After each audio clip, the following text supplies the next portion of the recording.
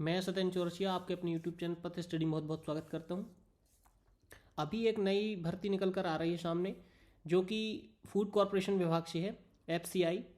तो इसके विषय में मैं पूरी जानकारी दूंगा कि क्या सिलेबस है, कैसे आपको तैयारी करना है, ये कितनी भर्ती हैं और ये फॉर्म कब से फिल होने लगेंगे। तो इसके लिए जो है वीडियो के अंत तक ज़रूर बने रहें। FCI रिक्रूटमेंट 2024 इम्पोर्टेंट न्यूज़, ठीक है। तो इसमें जो है भारतीय खाद्य विभाग से ये, ठीक। तो इसमें FCI नोटिफिकेशन 2024 रिलीज डेट है और दिसंबर 2024 में ये भर्ती जो है आपको दिखने लगेगी, ठीक। तो यहाँ पे FCI ऑनलाइन एप्लीकेशन जो स्टार्ट है वो अभी स्टार्ट हुआ नहीं है और लास्ट डेट भी अभी कुछ क्लियर है नहीं इसकी, ठीक है। तो कहने का मतलब ये है कि अभी फॉर्म भरना चालू नहीं हुए, लेकिन दिसंबर में ये भर्ती फर्स्ट वीक तक आपको देखने मिल जाएगी। लास्ट डेट सबमिशन की भी किसी प्रकार की अभी कोई शो नहीं है, बस FCI एग्ज़ाम डेट जो है आपका जो जनवरी 2025 में बताया गया है, ठीक है। तो यहाँ पर देखिए, तो जनवरी 2025 की डेट आपको दिखेगी ये, ठीक। अब और आगे चलते हैं। तो इसमें जो है FCI वैकेंसी 2024 की डिटेल्स दे दें तो कैटेगरीज वाइज जो है FCI कैटेगरी फर्स्ट में जो है अभी कोई पद नहीं दिए गए, तो इसमें जो है पद 00 शो कर रहा है। लेकिन FCI कैटेगरी सेकंड जो है food corporation of India category second grade 2, इसके लिए 6221 पद हैं और कैटेगरी 3 इसमें है 27,345 पद हैं क्लर्क वगैरह की। और कुल पद इसके जो हैं, कुल पद है, टोटल वैकेंसी जो है 33,566 वैकेंसी दी हुई हैं, ठीक। अब मैं इनकी आगे बारी बारी पूरी जानकारी दूंगा कि कौन से पद में कितने कौन सी कैटेगरी में कितने पद हैं। जैसे FCI रिक्रूटमेंट 2024 की जो सिलेक्शन प्रोसेस है, सिलेक्शन प्रोसेस ये है कि जो सबसे पहला होगा वो आपका कंप्यूटर बेस्ड एग्ज़ाम होगा, जिसमें CBT फर्स्ट सभी पदों के लिए होगा और कुछ पद के लिए CBT 2 भी होगा, CBT 2 भी होगा, लेकिन सभी पदों के लिए नहीं है। इसी प्रकार आप अगर मान लो CBT फर्स्ट आप क्वालिफाइड कर लिए तो कुछ पद ऐसे हैं जो कि आप सीधे क्लर्क का है तो आपने टाइपिंग टेस्ट दी और अंदर आप डॉक्यूमेंट्स वेरिफिकेशन के बाद आपका निश्चित रूप से सिलेक्शन हो जाएगा। अब कुछ पोस्ट ऐसे हैं जिसमें इंटरव्यू भी हैं, सभी पोस्ट नहीं, केवल कुछ पोस्टें हैं जो कि जिसमें इंटरव्यू है। और तीसरा होगा डॉक्यूमेंट वेरिफिकेशन और इसके बाद जो है आपकी मेरिट होगी और मेरिट के बाद आपका नाम आ जाएगा, ठीक। अब आगे बढ़ते हैं अपन, पोस्ट वाइज देख लें कि पोस्ट कौन कौन सी हैं। तो ये होगी पोस्ट और ये होगी एज लिमिट, ठीक है। अब मैनेजर के लिए जो दिया है, मैनेजर के लिए दिया है 28 ईयर्स, ठीक है ना। मैनेजर के लिए कितना दिया है, 28 वर्ष। अब 28 वर्ष में जो है इसमें OBC के लिए +3 वर्ष छूट है और SC ST के लिए जो है 5 वर्ष तक की छूट दी गई है। अब इसी प्रकार मैनेजर हिंदी जो है अभी मैं इसका क्वालिफिकेशन नहीं बताया, क्वालिफिकेशन आगे बताऊंगा कि किसके लिए कौन सी क्वालिफिकेशन होना चाहिए। 35 ईयर है मैनेजर हिंदी के लिए, ठीक है। जूनियर इंजीनियर है, जूनियर इंजीनियर के लिए 25 वर्ष रखी गई है, OBC में 3 वर्ष और SC ST में 5 वर्ष की छूट का प्रावधान है। स्टेनो ग्रेड 2 के 25 ईयर इसमें मांगा है कि 25 ईयर तक के आप आवेदन कर सकते हैं।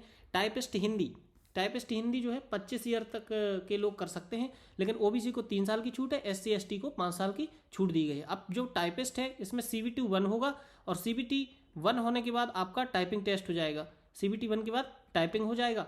इसमें हो सकता है अभी ऐसा कोई क्लियरिटी नहीं है कि CBT 2 हो, सीधे टाइपिंग दो और टाइपिंग में होने के बाद इसमें इंटरव्यू नहीं है। वॉचमैन जो है 25 ईयर्स मांगा है वॉचमैन के लिए, ठीक है। FCI असिस्टेंट ग्रेड 3 इसके लिए 27 ईयर मैक्सिमम एज है और असिस्टेंट ग्रेड 2 हिंदी इसके लिए 28 ईयर मांगा है, ठीक है।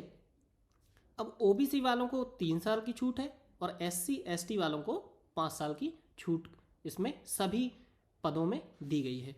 अब अपन आगे बढ़ते हैं कि मैनेजर के लिए जो है, मैनेजर के लिए क्या क्या एजुकेशन लगेगा या मैनेजर हिंदी के लिए क्या एजुकेशन चाहिए अपन को। तो मैनेजर जो है, मैनेजर में ग्रेजुएट डिग्री ऑफ और equivalent from a recognised university with minimum 60% mark. तो इसमें जो है आपकी 60% मार्क होना चाहिए, स्नातक से किसी भी विषय से स्नातक हो आपका और इसमें 60% मार्क आपके होने चाहिए।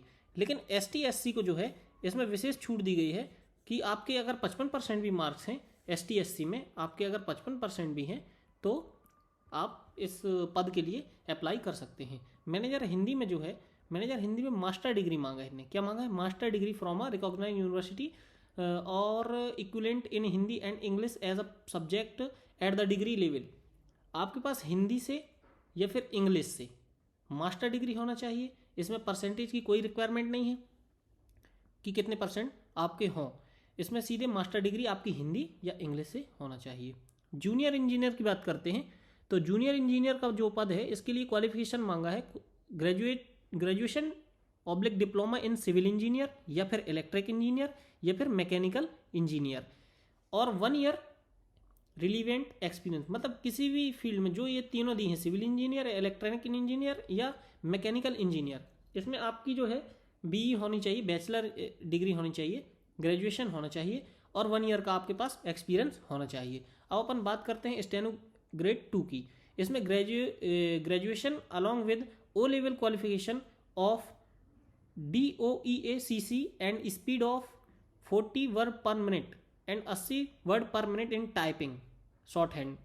ठीक है, इसमें 40 वर्ड पर मिनट जो है, 40 वर्ड पर मिनट जो है आपका जो है टाइपिंग स्पीड होना चाहिए और जो 80 वर्ड पर मिनट जो है आपकी शॉर्ट हैंड स्पीड होना चाहिए।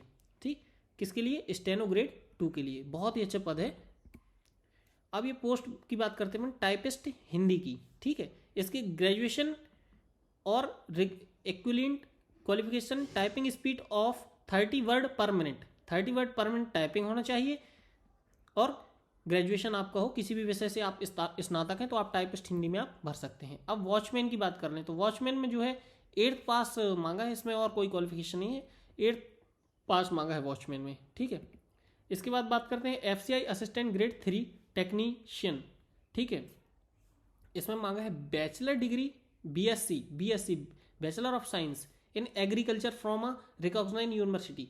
आपका एग्रीकल्चर से जो है BSc होना चाहिए, तभी आप इसको भर सकते हैं। अब आगे चलते हैं असिस्टेंट ग्रेड 3 पे।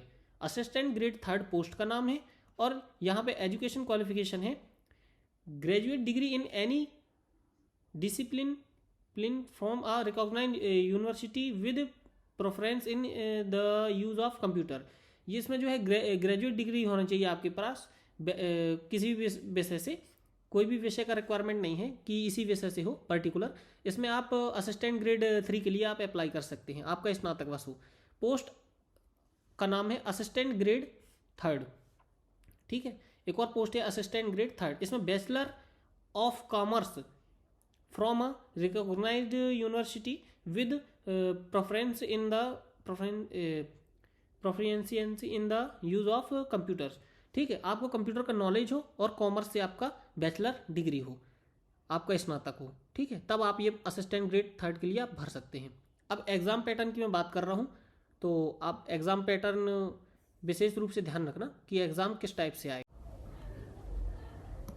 सिलेबस की, ठीक है, तो सिलेबस में जो है आपका जो है न्यूमेरिकल एप्टीट्यूड के जो है 25 प्रश्न रहेंगे, अधिकतम अंक 25 रहेंगे इसके और टाइमिंग रहेगी 15 मिनट।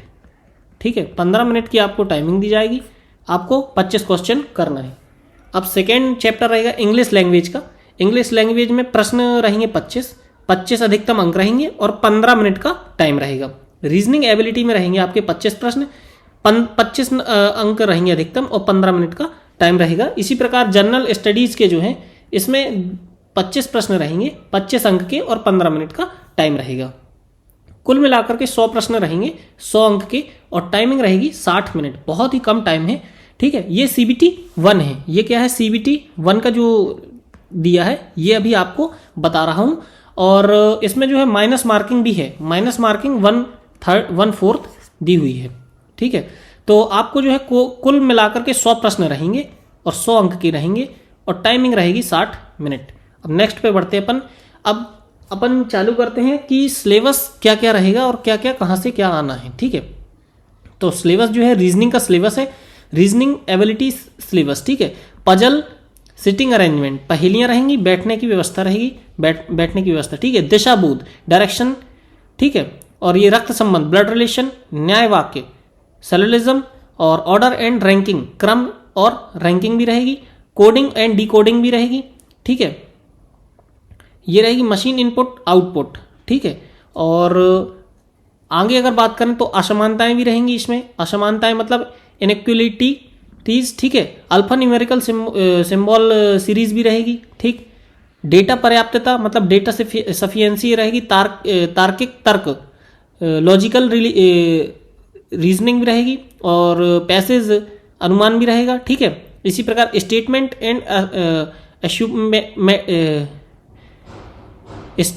एंड असम्पशन, कथन और धारणा, ये थोड़ा सा कठिन रहता है, तो इसको आप एक दो बार पढ़ेंगे तो बहुत ही अच्छे प्रश्न रहते हैं। अगर आपने इसकी बेस समझ गए तो आपसे ये प्रश्न बन जाएंगे, गलत नहीं होंगे। अब मैं बात करता हूँ इंग्लिश सिलेबस की। तो इंग्लिश में रहेगी रीडिंग कॉम्प्रिहेंशन, अब सेकंड रहेंगे क्लॉज टेस्ट, थर्ड रहेगा फिलर्स, ठीक है। चौथा रहेगा वाक्य त्रुटियां मतलब सेंटेंस एरर, और वोकेबलरी भी आएगी, शब्दावली आधारित प्रश्न भी रहेंगे। और यहाँ वन वर्ड सब्स्टिट्यूशन भी आएंगे। और ये आएगा जंबल पैराग्राफ वाक्य मतलब जंबल पैराग्राफ या सेंटेंस, ठीक है। ये पैराग्राफ फ्लर्स भी आएंगे। और इसमें लिखा है पैराग्राफ कंक्लूजन, पैराग्राफ निष्कर्ष भी आएंगे। और पैराग्राफ वाक्य सेंटेंस वगैरह आएंगे, ठीक है। अब आगे बढ़ते हैं तो जनरल स्टडीज़ के जो है सिलेबस, इसका बात कर लेते हैं। तो समसामयिक मामले, राष्ट्रीय और अंतर्राष्ट्रीय, ये जनरल अवेयरनेस से रहेगा। भारतीय भूगोल से प्रश्न आएंगे, इतिहास भारत और विश्व से आएंगे, भारतीय राजनीति से आएंगे, विज्ञान और प्रौद्योगिकी से आएंगे, भारतीय संविधान से आएंगे, भारतीय अर्थव्यवस्था से प्रश्न आएंगे, पर्यावरण संबंधी मुद्दे से प्रश्न पूछे जाएंगे। अब ये मैथ्स की बात कर लेते हैं। तो डेटा व्याख्या, ठीक है, असमानताएं, संख्या श्रृंखला, नंबर सिस्टम या नंबर सीरीज, ठीक है, अनुमान और सरलीकरण, डेटा पर्याप्तता, ठीक है, और विविध अंकगणित समस्याएं, एलसीएम एचसीएम, लाभ हानि, एसआईसीआई, आयु पर आधारित प्रश्न, कार्य और समय, गति दूरी, प्रायिकता मेंशुरेशन, और औसत, अनुपात समानुपात, साझेदारी, रेलगाड़ियां, मिश्रण और पाइप टंकी। इस प्रकार ये जो है ये मैथ्स का रहेगा। कुल पद जो है 33,556 है। भारतीय खाद्य विभाग भर्ती है, ठीक है, फूड कॉरपोरेशन ऑफ इंडिया की। अब इस पर जो भी अपडेट आएगी मैं आपको समय समय पर आपको प्रोवाइड कराता रहूँगा। अगर मेरी वीडियो अच्छी लगी हो तो प्लीज़ वीडियो को लाइक शेयर सब्सक्राइब जरूर करें। और ये भर्ती बहुत ही अच्छे पद रहते हैं, बहुत ही अच्छी इसकी सैलरी रहती है। तो प्लीज़ इस जो भी कैंडिडेट हैं इसको जरूर भरें। और अगर वीडियो अच्छा लगा हो तो प्लीज़ वीडियो को लाइक शेयर सब्सक्राइब जरूर करें। नमस्कार, जय हिंद।